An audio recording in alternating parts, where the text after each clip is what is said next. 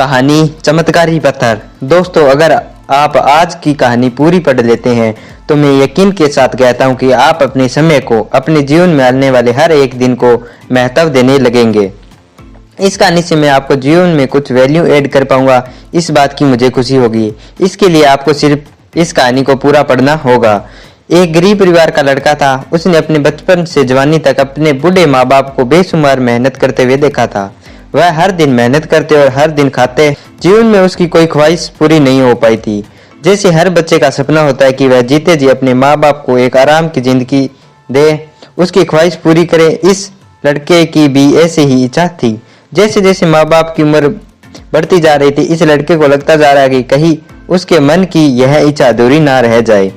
एक दिन इस लड़के को कहीं से एक सिद्ध पुरुष के बारे में पता चला। लड़के ने सोचा अगर वह इस सिद्ध पुरुष से कोई ऐसी चीज मांग ले जिससे वह अमीर बन पाए तो वह अपने माँ बाप को वो सब दे पाएगा जो वह उन्हें देने की सोच रहा है। लड़का किसी तरह उस सिद्ध पुरुष का पता लगाकर उस तक पहुंच गया। उस सिद्ध पुरुष की सेवा करने लगा। काफी दिनों तक उस सिद्ध पुरुष की सेवा करने के बाद सिद्ध पुरुष ने उसे ऐसा करने का कारण पूछा।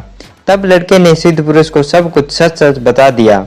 सिद्ध पुरुष को यह बात जान खुशी हुई कि लड़का अपने लिए नहीं लेकिन अपने माँ बाप के लिए धन दौलत कमाना चाहता है। इसलिए सिद्ध पुरुष उस लड़के को एक नदी के किनारे लेकर गया।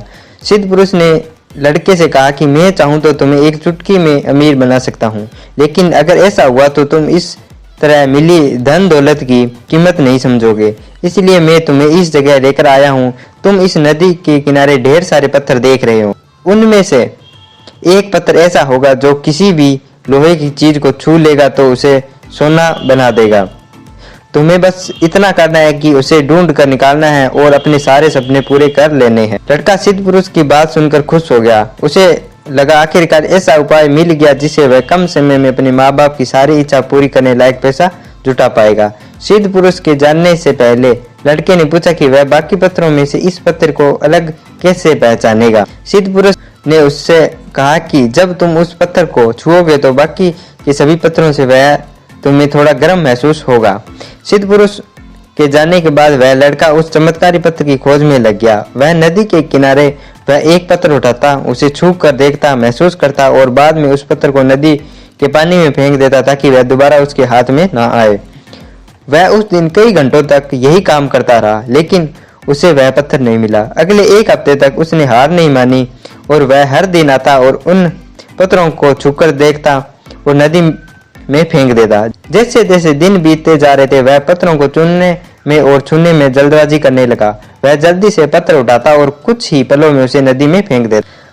यह अब उसकी आदत बन गई थी। धीरे धीरे 2 महीने बीत गए। आखिरकार वह पत्थर उसके हाथ में आया जो बाकी पत्थरों से गर्म था, लेकिन जैसे उसकी आदत बन गई थी पत्थर उठाना और तुरंत उसे नदी में फेंक देना, उसने उस पत्थर के साथ भी वैसा ही किया। उसने पत्थर को उठाया, पल भर में उसे नदी में फेंक दिया।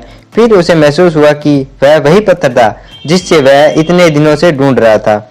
वह पत्थर उसके हाथ आया भी और नहीं भी। उसे अपने आप पर, अपने उतावलेपन पर और अपनी लापरवाही पर बहुत गुस्सा आया। दोस्तों, इस कहानी से मैं काफी रिलेट कर पाता हूँ। आप कर पाते हैं या नहीं मुझे पता नहीं। अगर हम अपने जीवन में आने वाले हर एक दिन को उस पत्थर की तरह देखें तो क्या हम भी उन्हें ऐसे ही बिना जांचे, बिना उनका अच्छे से इस्तेमाल किए वेस्ट नहीं कर रहे हैं? क्या हम हर दिन को कुछ नई चीज सीखने के लिए खर्च करते हैं? हम हर दिन को हल्के में लेने लगते हैं और कभी कभी हमें मिल रही बड़ी और अपॉर्चुनिटी को भी हम हल्के में ले लेते और फिर हम कभी सफल नहीं हो पाते।